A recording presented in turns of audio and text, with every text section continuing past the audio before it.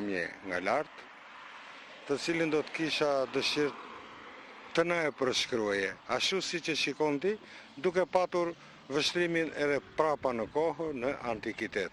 Jo, unë po në qesh fillimisht se tani po qesh, sepse do t'ju shtoja pyetja, nuk ju thash pak më parë që dhe natyra sot është e bukur dhe qeshtë, vërtet. Jo, vërtet është që nga e bukur.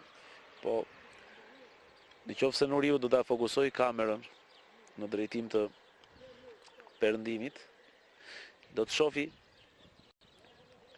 kodrën e parë që është kodra e Apolonisë 105 metër, kodra e Akropolit, të cilën e kemi trajtuar dhe nga tjetër pozicion, dhe kodra e Ullinjve, ku ndodhet bar restorant Rejo ose shtëpia e Frëngut, që ne njishi. Aty ndodhet qyteti i Apolonisë. Nga Apolonia rruga merrte shtëpinë e kodrave, ja ku duket dhe shkolla e Radostinës. Vazhdonte përgjatë kodrave. Kodrat që kemi ne përballë. Dhe diku mund të futej aty ku ndodhet Fier Çiftçia. Dhe priste, dikush mendon që ajo priste diku aty në kodrat e mbyetit, por mua nuk ma merr mendja. Unë them që ajo dilte në rreth të kodrës së Shkozës, pikërisht afër vendit ku ne ishim.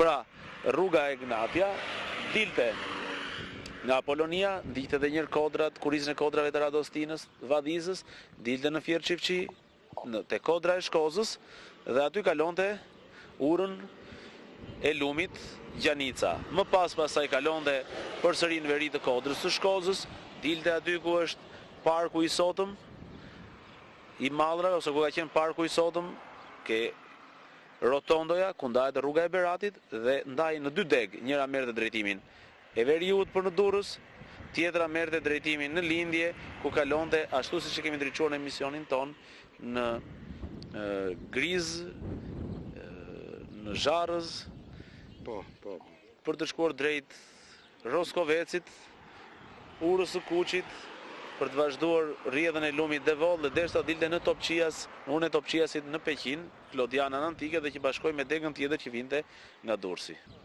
Atëre, po e shtroj në formë pyetje Ilir. Ndërkaq kemi edhe rrugët që vinin nga qytetet ilire, apo si Apolonia në rastin e Aurikumit, ose të zëmë edhe të Amandjas, rruga që duhet të vinde qandej, apo është diskutuar kjo midis nesh? Rruga që dilte nga Apolonia drejt, është rruga që shkonte drejt Levanit, Stefanit, antik, dhe vazhdonte ndoshta në trasen e sotme, aty ku kalon për të dalë në Mimifol dhe për të ndjekur kurizën e kodrave për të shkuar drejt Vlorës dhe më tej drejt Orikut. Pra mendoj se ajo rrugë ndjek gjurmët e sotme pak a shumë.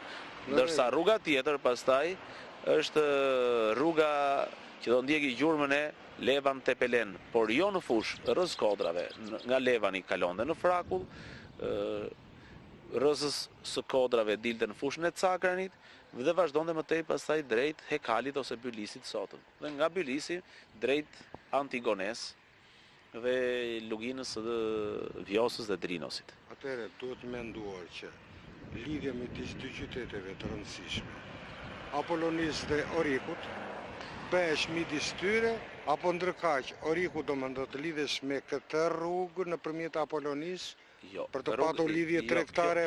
Kjo është rruga me prapatokën lindore dhe veriore. Në jug rruga kalonte në drejtim të, siç do të kalojë gjurma e autostradës, në Pojan, Levan